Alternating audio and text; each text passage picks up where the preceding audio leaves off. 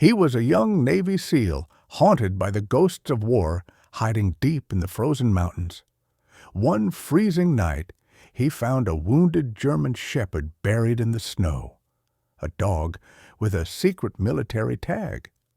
What began as an act of mercy uncovered a truth so dark it could shake the nation. But in the heart of the storm between man, dog, and God, a miracle was waiting. Before we begin, tell us where you're watching from and subscribe for more stories of faith, courage, and the miracles God hides in the darkest places. The wind moved like a ghost through the frozen pines, whispering across the valley of Silver Ridge, Montana. Snow buried the roofs, erased the roads, and dulled the sound of everything that used to breathe. Ethan Cole sat by the dying fire in a cabin that had seen better years, the smell of pine resin and cold iron lingering in the air. He was 28, with sharp, angular features and a body once carved by discipline, but now softened by months of isolation. His brown hair had grown uneven, and the shadow of a beard framed his jaw, more out of neglect than style. A long scar ran diagonally across his left temple, a pale reminder of shrapnel from Kandahar. His eyes, a stormy gray, carried the look of someone who'd seen too much and trusted too little. He had come here to disappear. After the failed mission in Afghanistan, an ambush that killed his entire squad and left him half buried under concrete, he'd been discharged for psychological recovery. Temporary leave, they called it. But Ethan knew better. It was exile with a polite name. Since the explosion, the phantom sound of Rex's final bark never left his ears. Rex had been his K9 partner, a sable German shepherd trained to detect explosives. They'd survived years of deployments together until that night, when the air turned orange and Rex leapt forward to shield him from the blast.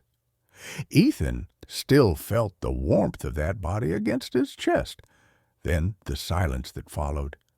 Sometimes, in the coldest hours, he swore he heard Rex scratching at the door.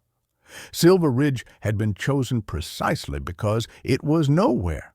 The nearest neighbor was a retired logger 5 miles down the slope, and the town itself was a small cluster of gas stations, a diner, and a sheriff's office that hadn't changed since the 80s. Ethan spent his days chopping wood, repairing the roof, and walking the snow trails that wound through endless forests.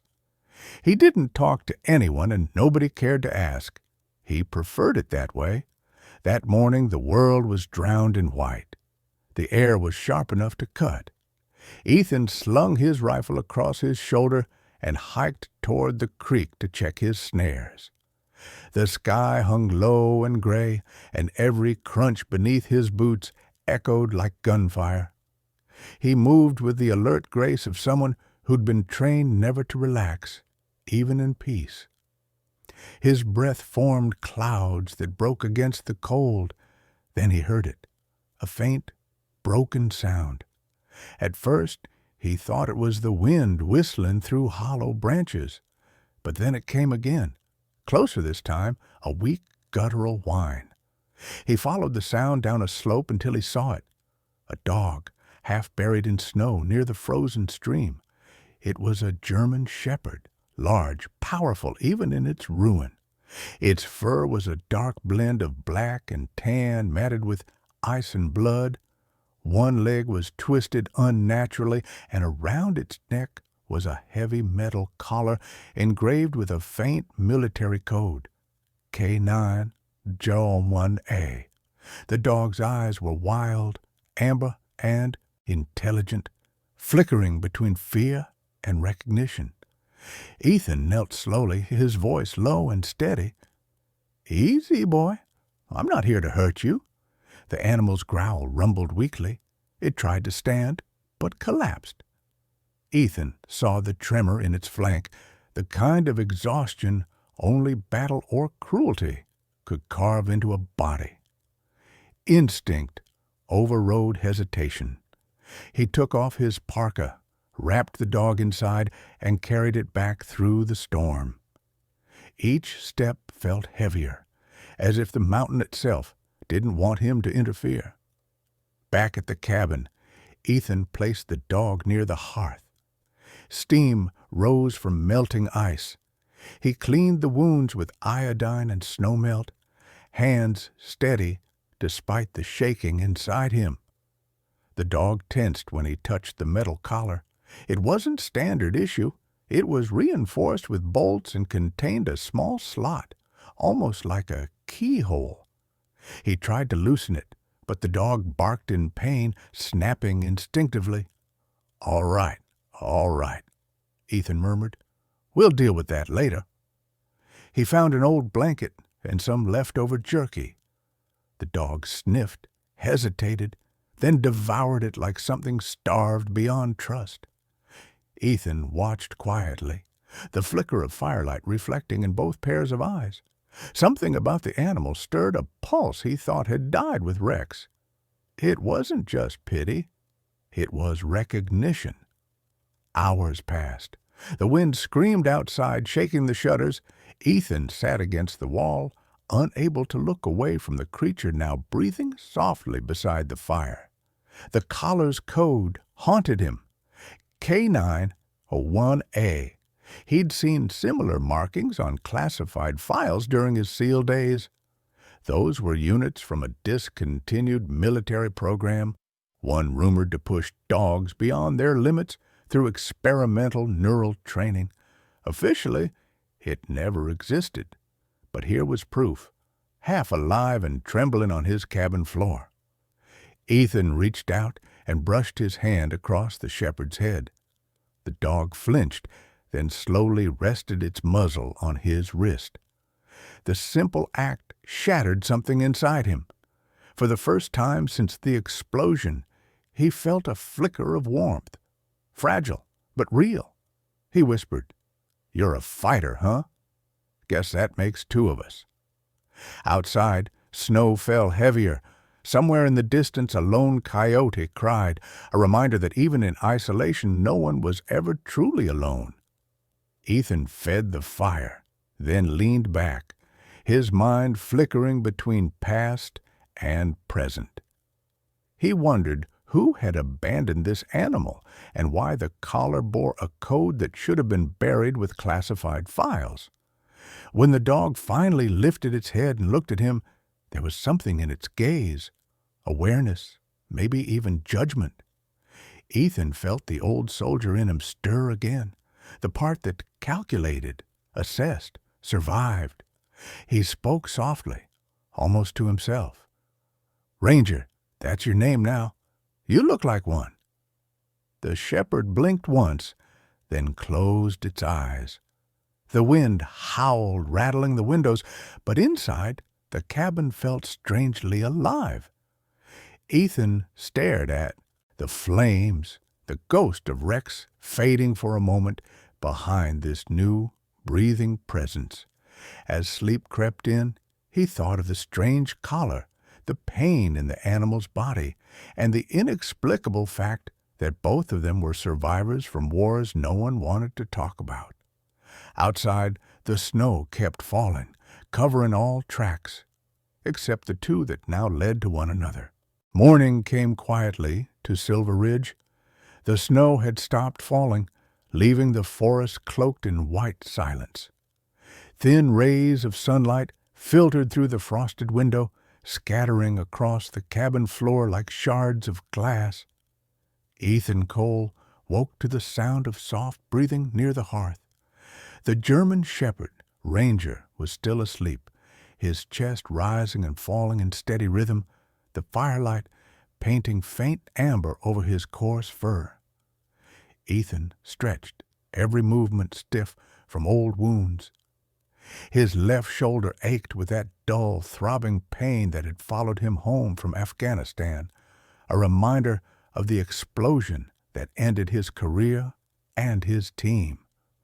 He poured hot water into a tin mug, sipped the bitter instant coffee, and watched Ranger Something about the dog's posture, even in rest, spoke of training, alertness buried under exhaustion.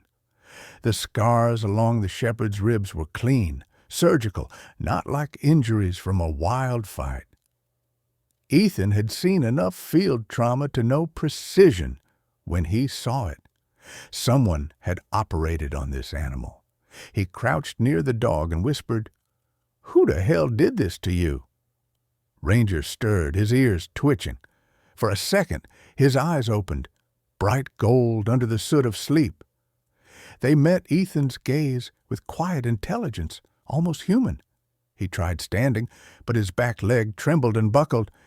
Ethan steadied him with a firm hand. "Easy," he said softly. "You're not going anywhere today." After feeding him broth made from old rations, Ethan examined the collar again.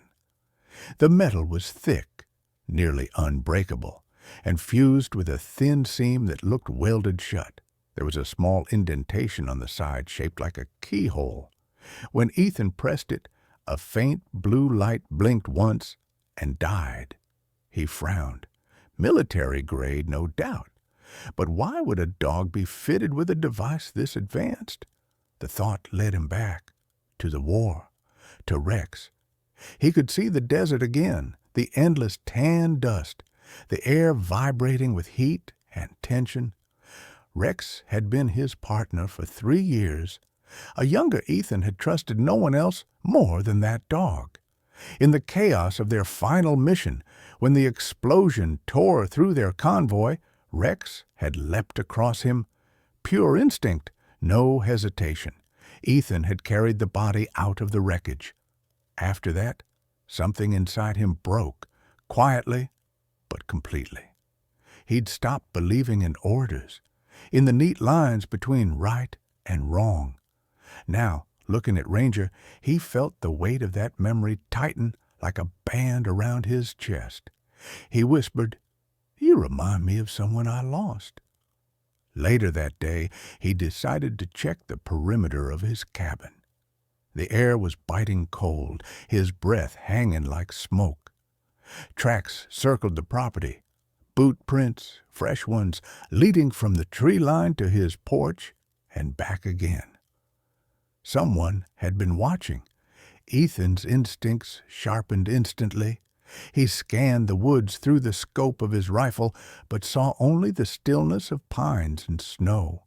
He spent the next hours fortifying the cabin, locking the back windows, setting a tripwire at the rear door, old habits returning like muscle memory. When he came inside, Ranger was sitting up now, alert, tail motionless. His ears pricked toward the window. The dog sensed it too, the presence outside. By evening, Ethan heard the hum of an engine. Through the fogged glass, headlights pierced the gloom. A black SUV stopped near his driveway. The door opened, and a man stepped out, tall, broad-shouldered, in his late 40s, wearing a sheriff's jacket and a wool cap. He moved with the ease of someone used to being in charge.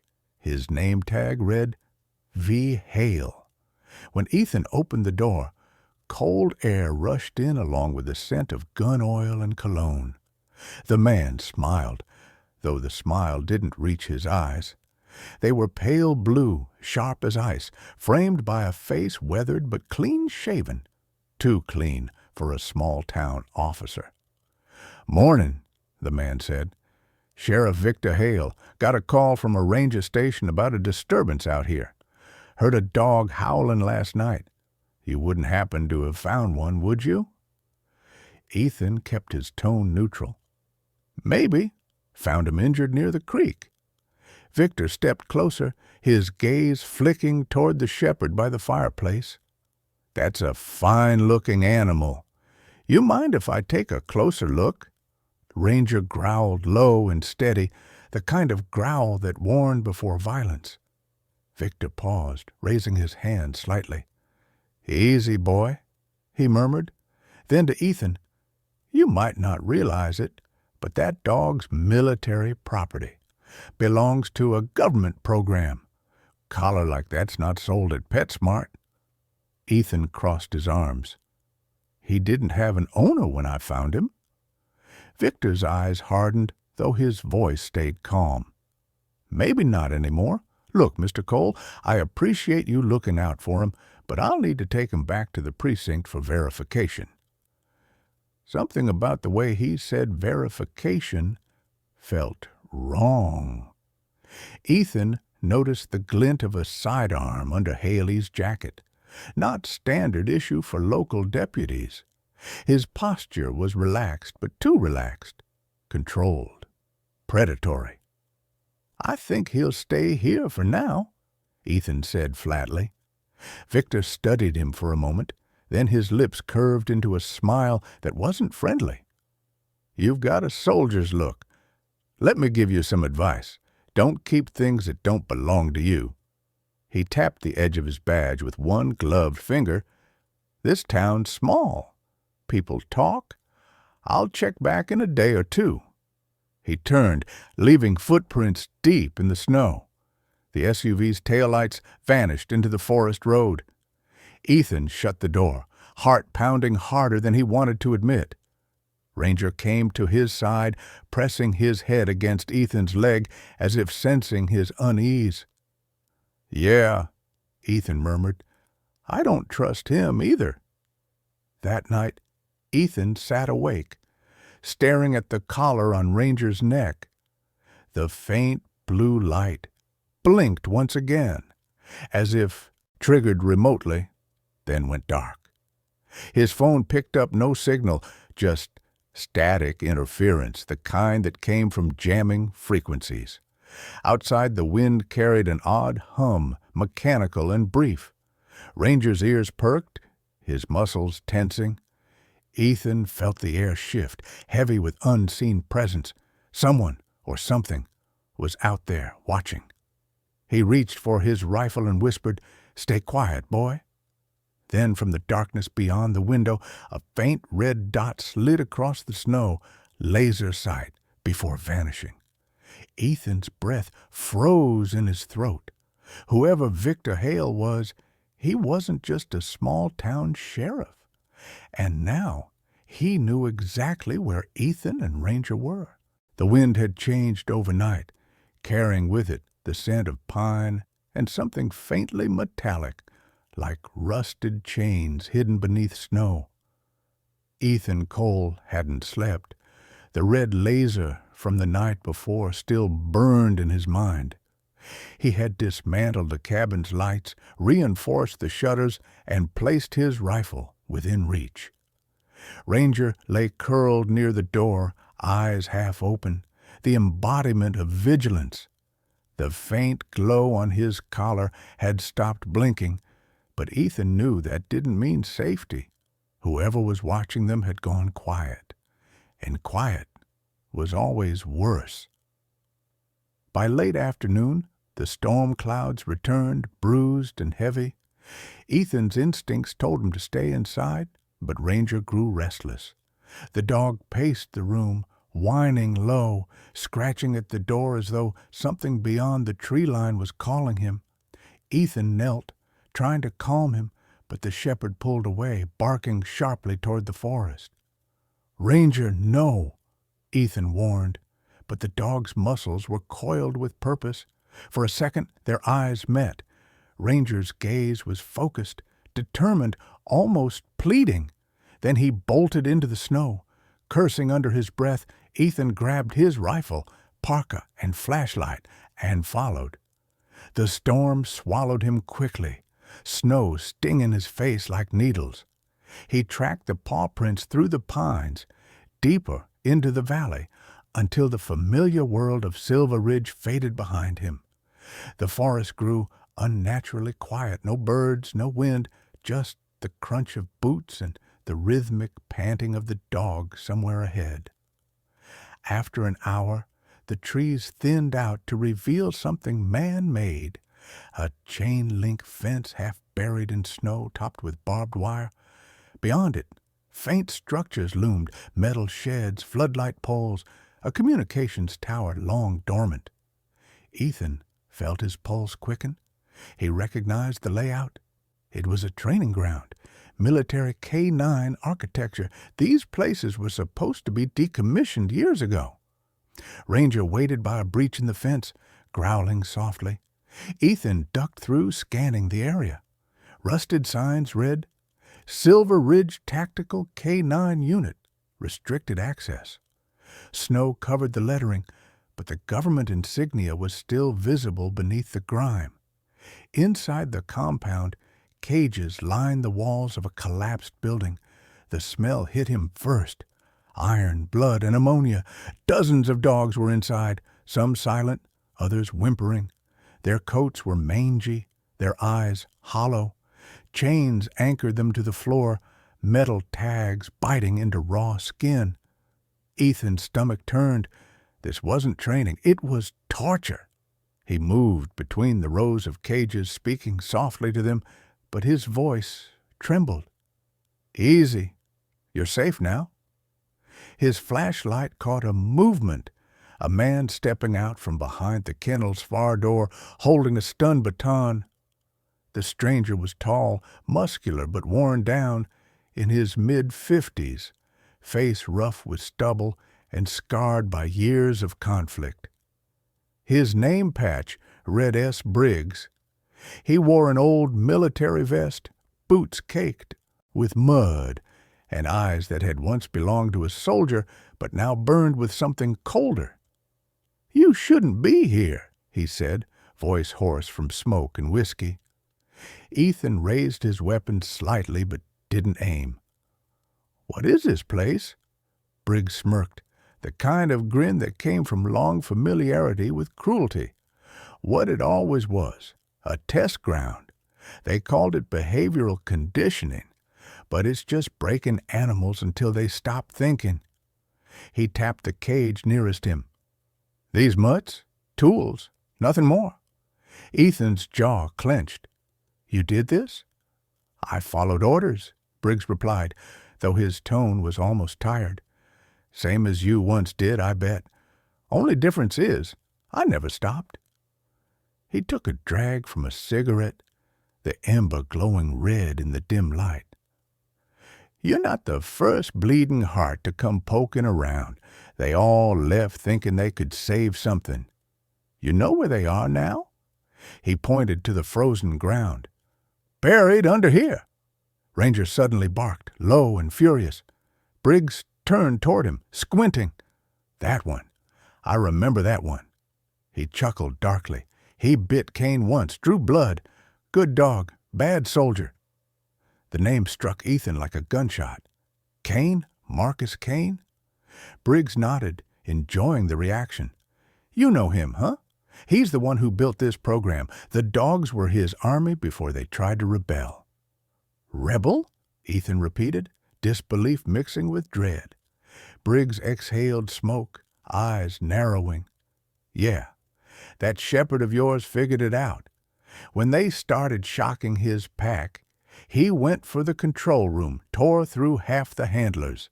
Kane called him defective, ordered him terminated." He shrugged. "Didn't take. Guess he's back."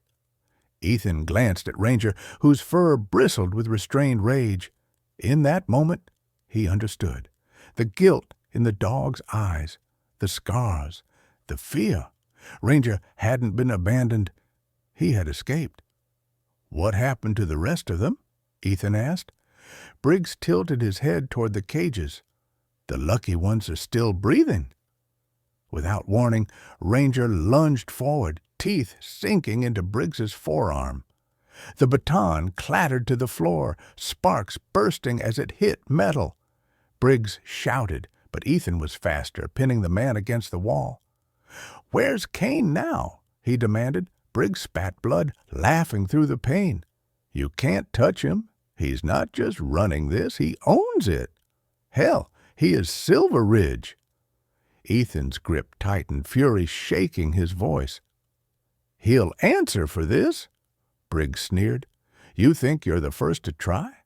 You'll end up just like your dog before him, obedient or dead." Ethan's fist silenced him. Briggs slumped unconscious. The other dogs stirred, whimpering softly. Ethan smashed the locks with a wrench, one by one. Doors swung open. The animals didn't run. They just stared, unsure whether freedom was another trick. He knelt beside Ranger, hand trembling against the dog's shoulder. "We're not leaving them," he said quietly. Ranger barked once, decisive. Together, they led the pack out into the storm.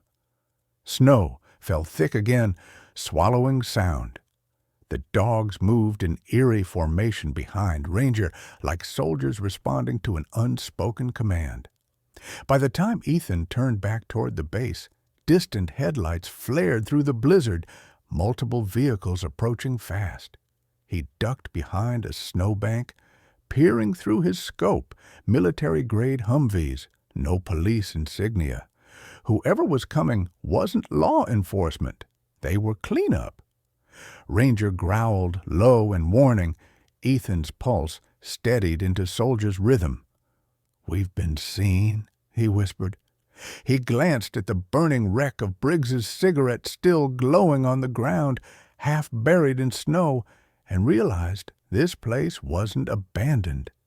It had been waiting. He looked down at Ranger. Time to finish what they started. The shepherd met his gaze, eyes fierce and unblinking. Behind him, the freed dog stood in a half circle, silent but ready. Ethan chambered around, snowflakes melting on the rifle's metal. Somewhere in the distance, the sound of engines grew louder, closer, until it merged with the rising wind. And then, the first spotlight cut through the darkness, sweeping toward them. The storm had risen into a frenzy by the time Ethan, Cole, and Ranger made it back to the cabin. The wind screamed against the walls, snow slicing sideways through the night like shards of glass. The pack of rescued dogs followed close behind, their dark shapes barely visible through the white blur. Ethan's breath came in sharp bursts as he shoved open the cabin door, ushering them in. The space was too small for so many bodies, but the animals huddled quietly, disciplined, their golden eyes reflecting the firelight like molten coins. They waited, not restless, not afraid, just waiting for orders. Ranger stood at the center, his head high, chest rising with steady command. He wasn't just another survivor, he was a leader reborn. Ethan stripped off his gloves, fingers trembling from the cold. His face was raw, the scar on his temple aching under the heat. He crossed to the radio equipment he'd salvaged from an old ranger station months earlier. It was primitive but powerful, a field transmitter capable of reaching military frequencies. He flicked the switches, the static filling the room like whispering ghosts. "This is Lieutenant Ethan Cole, former SEAL Team 5, he said into the mic. "Urgent priority. Civilian operation compromised. Multiple hostiles. Possible rogue military presence. Coordinates attached." He repeated the message 3 times, adjusting the dials until the static wavered into faint confirmation. "Copy that. Cole, hold position." Then the line went dead. Ethan leaned back, exhaling. They weren't alone anymore, but the response was faint, distant. Help wouldn't come soon. He looked at Ranger. "They're coming for us before the FBI does," he muttered. The shepherd tilted his head, as if understanding. He moved to the workbench and began gathering what weapons and gear he had left. 2 rifles, a few magazines, a combat knife, and a handful of flash bangs from a forgotten duffel. The cabin smelled of oil, steel, and fear barely contained. The dogs watched every motion in silence. Among them, a smaller shepherd limped forward, a female, her fur lighter, muzzle gray with age. Her tag read K9s 04C. Her eyes met Ethan's with quiet intelligence and sorrow. He could see the history there. Pain, obedience, and the flicker of trust being reborn. He spoke softly. "You were his pack, too, weren't you?" The dog pressed her nose to his hand, tail unmoving, but eyes bright. Outside, headlights pierced the snow for a brief moment, then vanished. Ethan froze, his instincts sharpening. The enemy wasn't retreating, they were repositioning. He turned to the dogs. "They'll hit from the south tree line." His voice carried the old authority of command, the tone that once led men into war. As if responding to a signal, Ranger barked once, short, commanding, and the pack moved. Ethan could hardly believe what he was seeing. Silent coordination, each dog taking a place near a window or the door. Years of conditioning twisted now into something righteous. Ranger was orchestrating them like soldiers. The first explosion shattered the calm, blowing open the front window in a shower of glass. A flashbang detonated outside, white light slicing through the storm.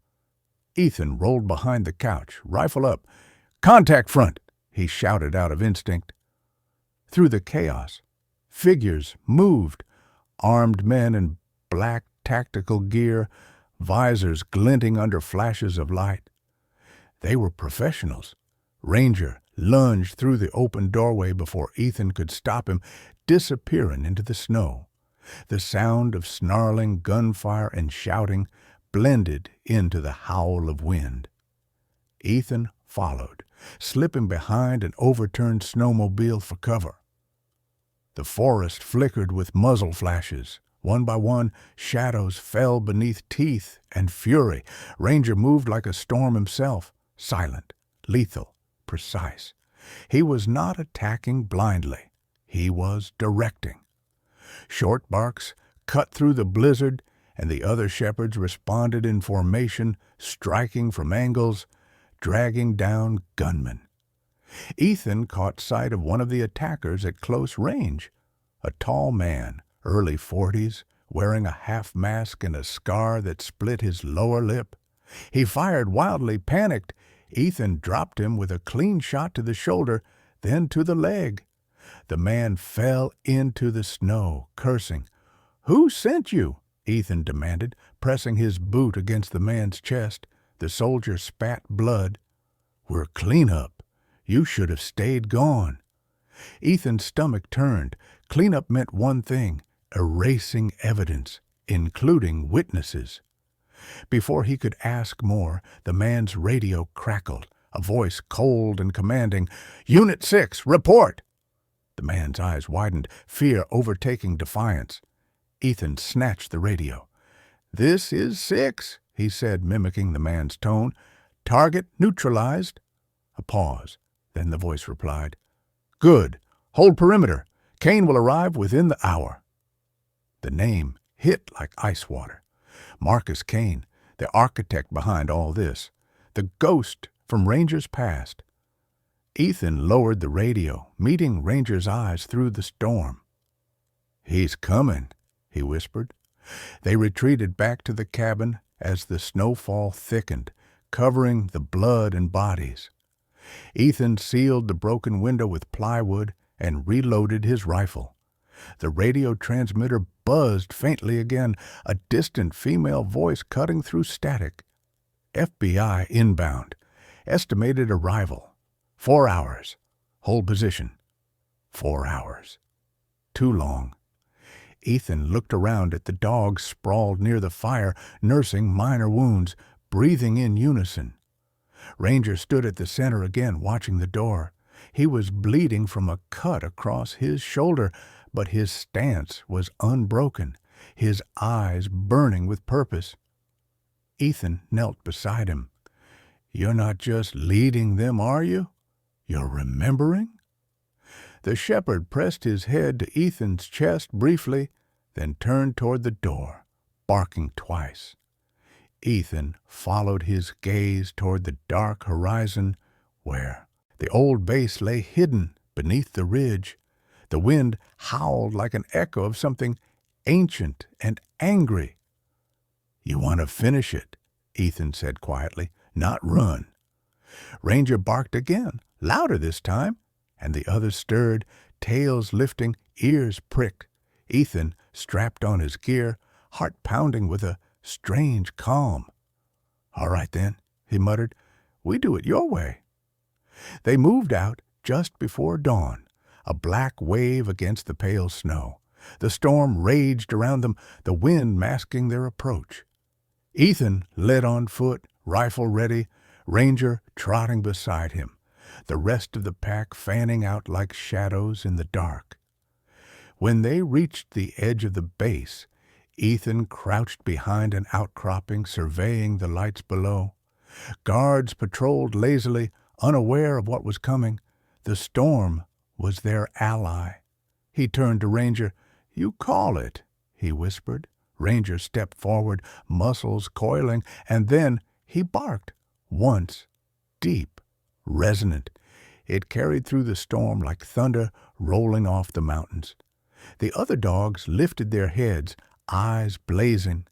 Then, as if some invisible code had been spoken, they surged forward as one, through the snow, through the gunfire, through everything that had been done to them. From his position, Ethan watched the chaos unfold, dogs cutting through lines, soldiers shouting in confusion, the balance shifting in seconds. He moved down with them, covering flanks, smoke rising from detonations he'd planted along the perimeter. For a moment, he saw what victory looked like.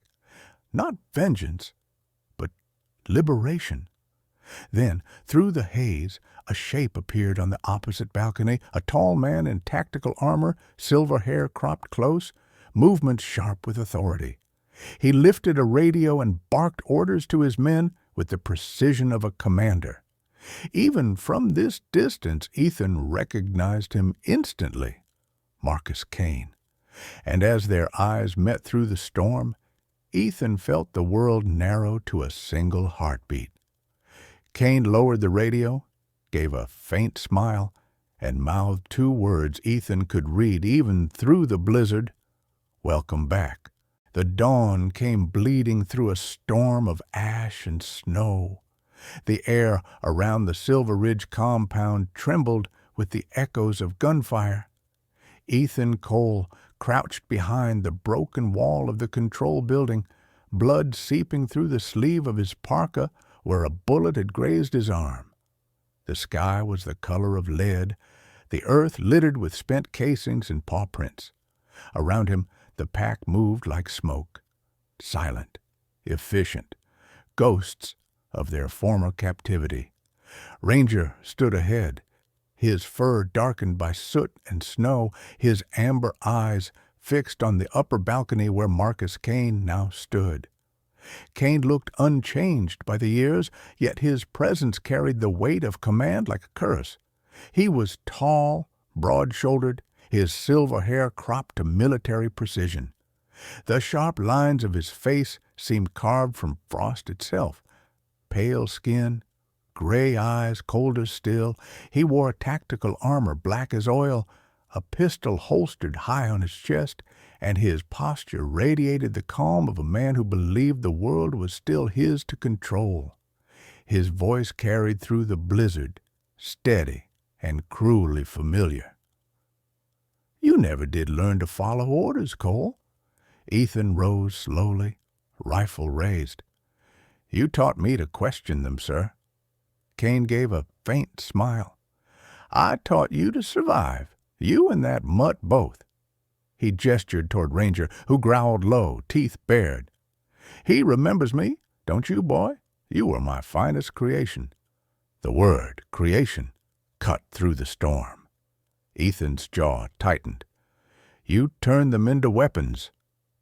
"They were soldiers," Kane replied, his voice calm, deliberate, stronger, faster, loyal without question. "I gave them purpose." Ethan shook his head. "You took their souls." Kane stepped down the stairs, moving with the deliberate confidence of a man who had commanded death before breakfast.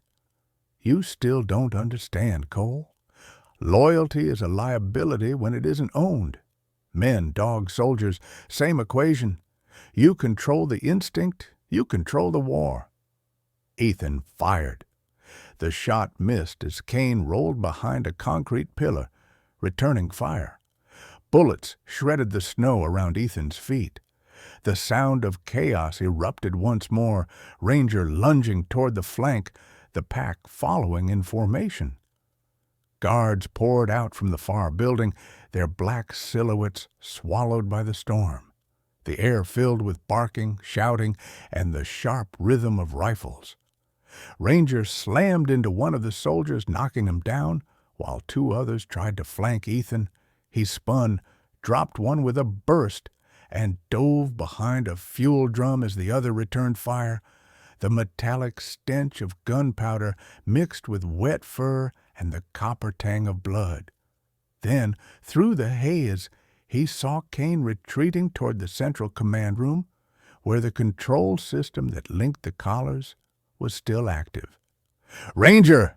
Ethan shouted, pointing toward the doorway. The shepherd bolted, muscles rippling beneath his coat. They moved together through the smoke, a man and a dog bound by something that words could never explain. Inside the control room, screens flickered weakly, half-shattered, lines of code running across them. Kane stood near the terminal, one hand typing commands, the other gripping his pistol.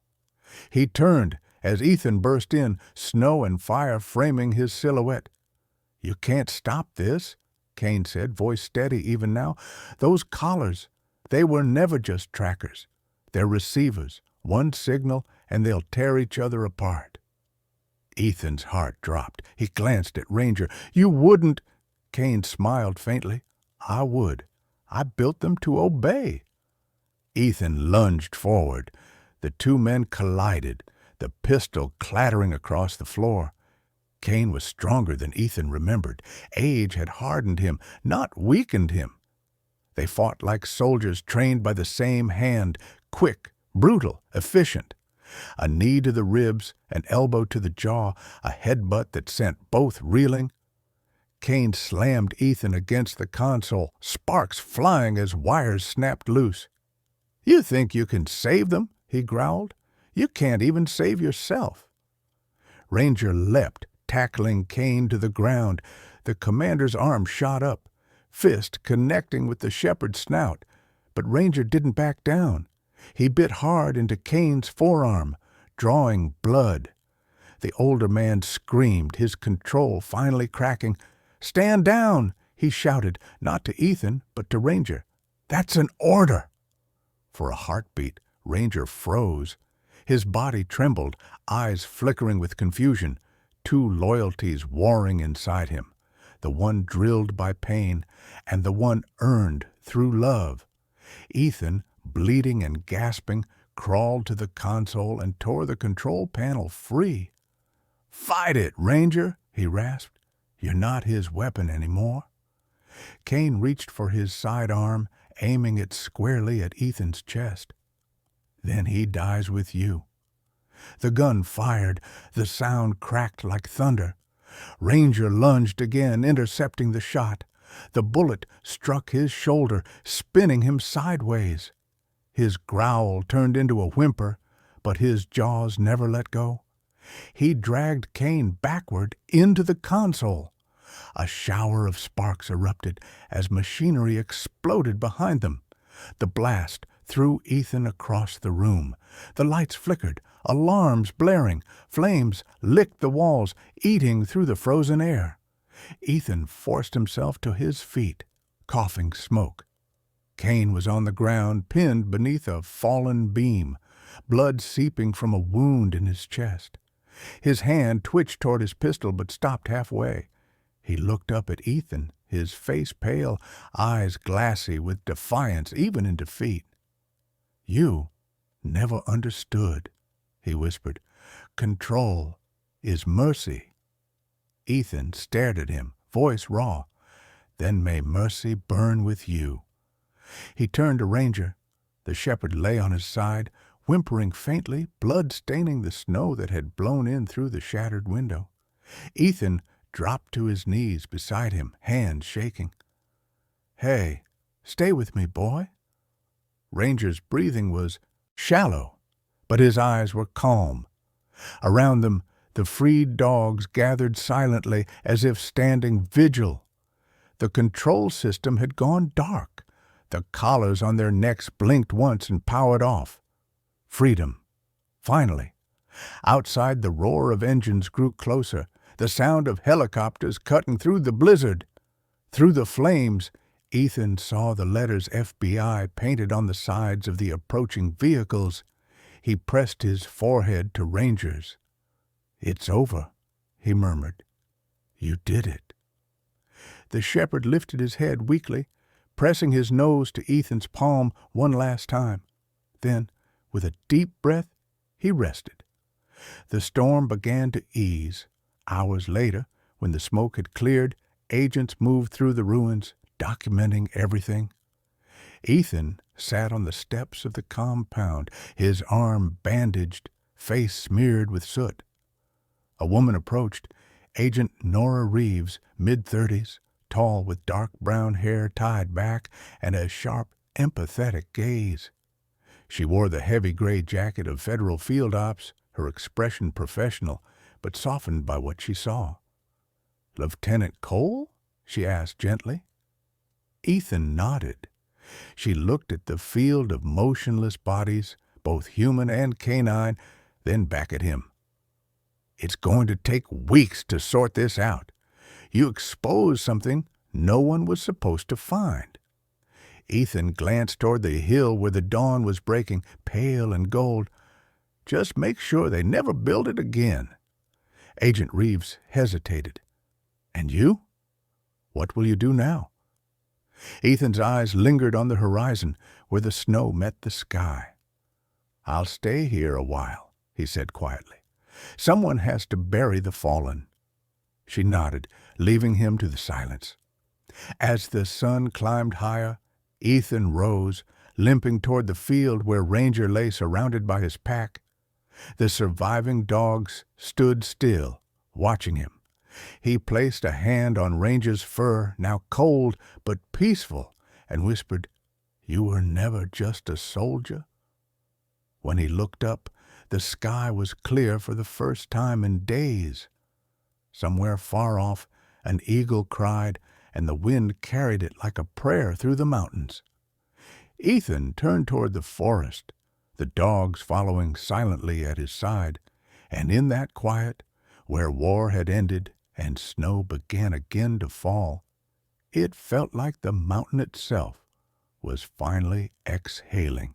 In the quiet that followed the storm, Ethan understood what the mountain had been trying to say all along, that even in the coldest places on earth, faith still breathes. Ranger's sacrifice wasn't just the end of a battle, it was proof that love, loyalty, and courage are the miracles God plants inside the hearts of those who refuse to give up. We look for miracles in the sky, in signs and wonders, but sometimes they come on 4 legs, covered in fur, with eyes that remind us what grace truly means. And maybe that's God's way of whispering, "You are never alone." If this story touched your heart, take a moment to share it, leave a comment, tell us where you're watching from, and let the world know that miracles still walk among us. Don't forget to subscribe for more stories of faith, courage, and second chances. May God bless you, your family, and every loyal soul who still believes that love, even broken, even scarred, can save us all.